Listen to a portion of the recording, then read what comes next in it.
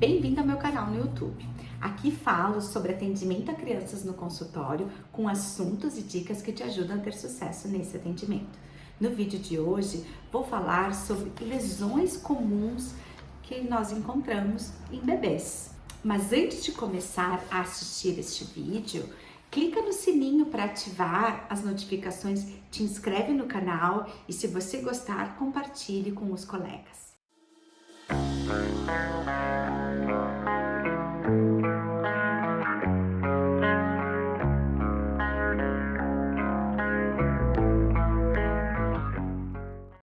Então vamos começar falando sobre as lesões bucais em bebês. A minha aula ela vai ser realmente bem clínica, prática, para que você consiga já colocar na sua rotina de consultório, tá? Empregando realmente essas dicas que vão acontecer por agora.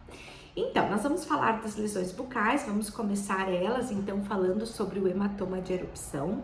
O hematoma de erupção, ele é uma lesão onde a gente tem um edema de gengiva, é o dente tentando romper, a gente tem um pigmento azulado, esse pigmento azulado, ele é justamente uma coleção de sangue devido ao trauma que o dente está fazendo no rebordo gengival, buscando fazer o rompimento desse dente, né?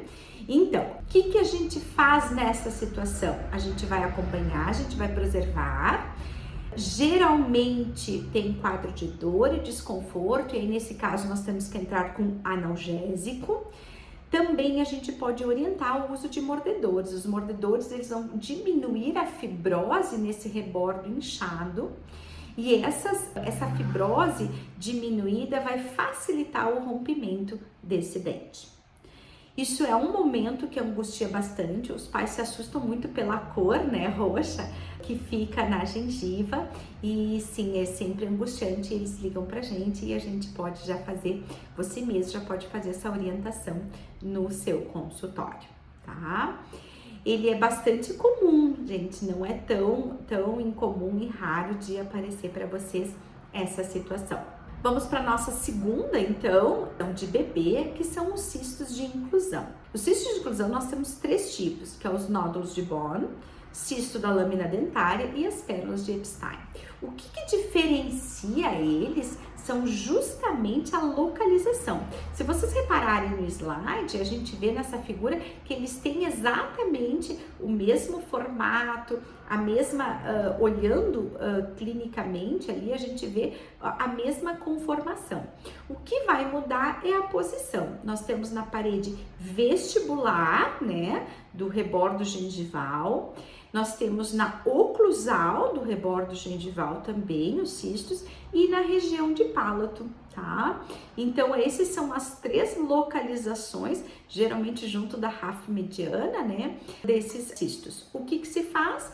Não se faz remoção, se faz a preservação, o controle, e geralmente eles naturalmente, né, se tem um rompimento e deu, vida que segue, tá?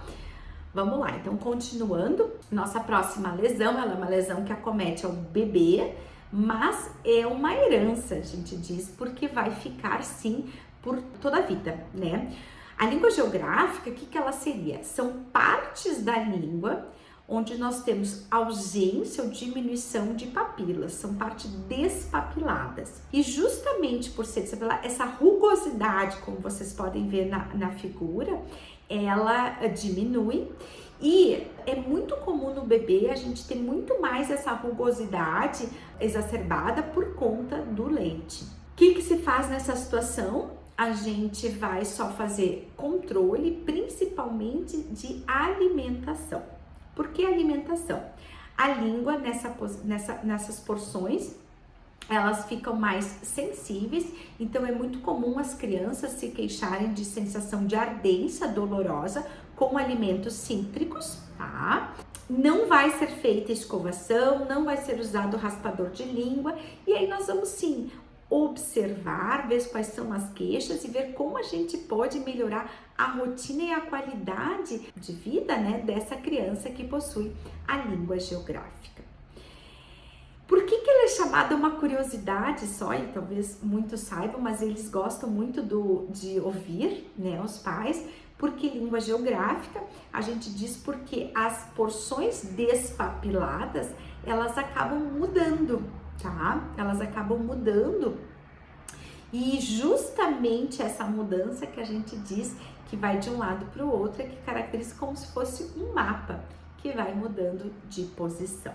Seguindo, então, vamos lá mais um pouquinho. Mais lesões nós temos. Gente, peço desculpa pela qualidade da foto. Tirar foto de bebê é bem complicado, principalmente quando a gente está falando de GEA, que a gente diz que é a gengiva-estomatite herpética aguda.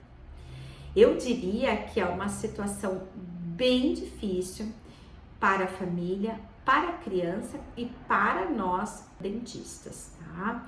O quadro de dor é muito grande, a criança fica com uma abstinência alimentar muito grande, às vezes nem água ela acaba fazendo uso, tá? Então isso assim é bem desconfortável mesmo, tá? Então eu acho bem importante a gente fazer a diferenciação entre as lesões que são gengivite, as lesões de herpangina, que nós vamos falar mais adiante, as lesões de mão, pé e boca, tá?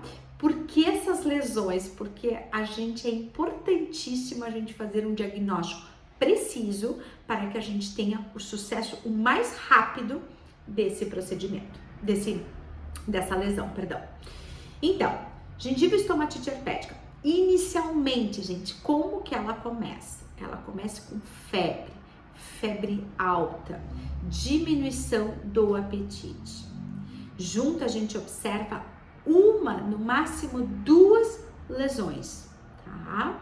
O que eu quero dizer com isso, tá? A gente não tem que ficar buscando já aquele quadro bem agudo e severo de várias vesículas na boca. Febre, 1, 2 vesículas, já podemos desconfiar de gengiva-estomatite herpética. Às vezes, uma coisa que a gente pode observar também é que essas primeiras lesões, elas ficam junto da amígdala. E isso acaba fazendo uma confusão diagnóstica com a amigdalite.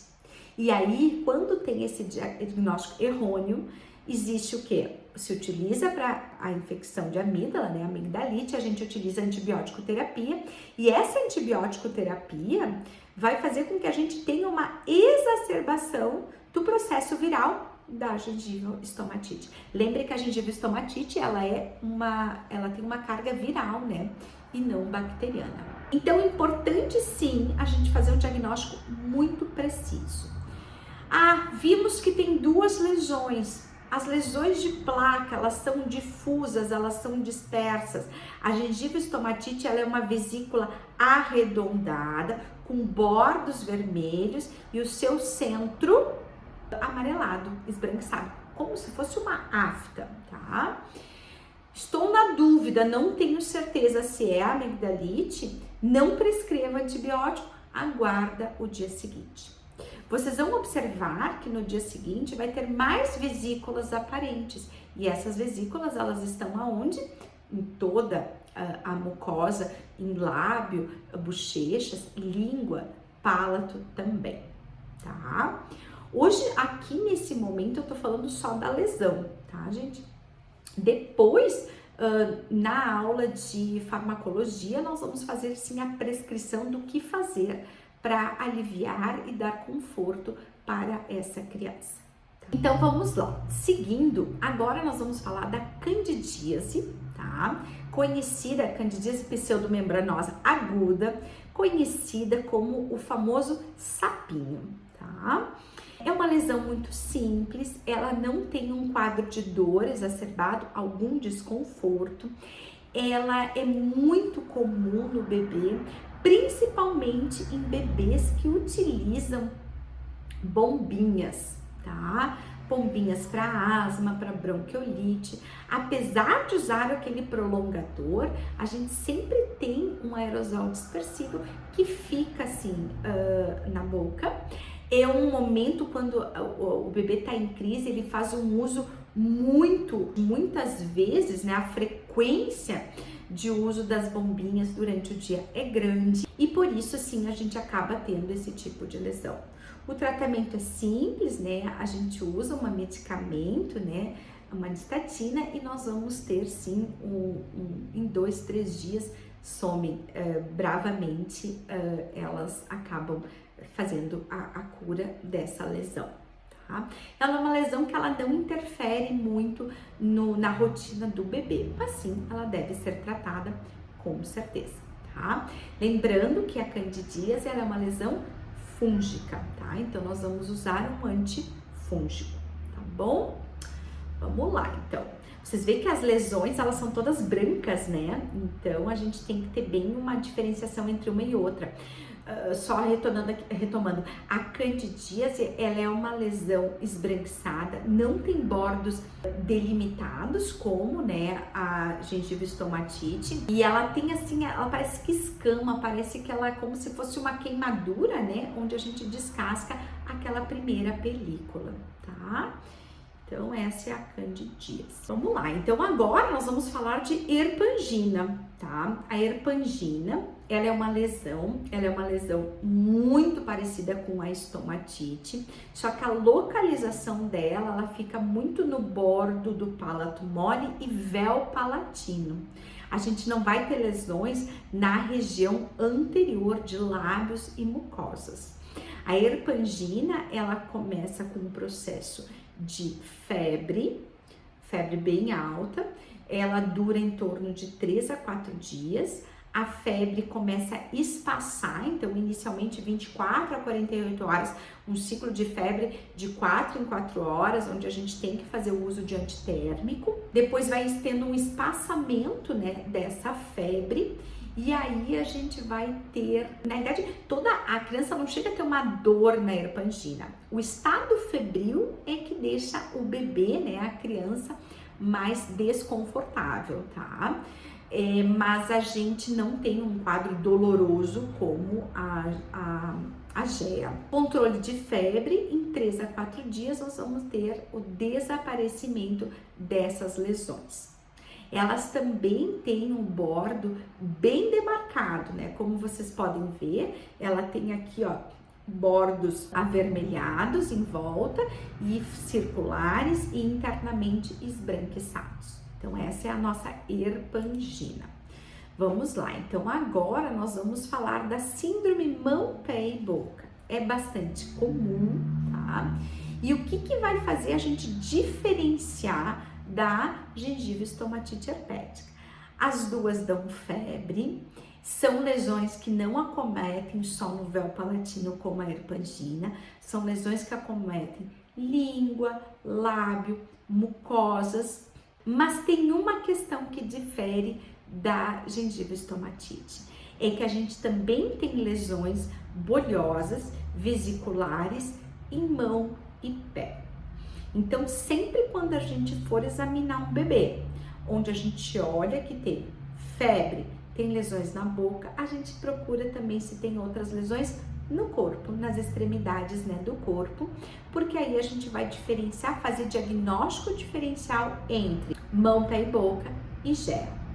Bom, o que nós como dentistas, né, vamos fazer nessas duas situações? A gente vai cuidar da boca, fazer alívio de dor, a gente pode utilizar medicamentos, podemos utilizar a laser terapia, que nós vamos ter uma aula só, tem uma aula só de laser terapia. Importante é fazer diagnóstico diferencial, porque nós vamos precisar de um acompanhamento pediátrico quando se tratar de mão, pé e boca, tá? Sim, a boca nós vamos fazer os alívios de sintomas para a criança conseguir comer e que ela consiga se recuperar, né, com um alívio de dor mais rapidamente, tá? Então aqui nós temos a síndrome mão, pé e boca. Então, gente, estou finalizando, tá? Essas lesões todas. Gostaria de agradecer a atenção. E se você gostou desse vídeo, clica aqui, se inscreva no meu canal e não deixe de compartilhar com os colegas.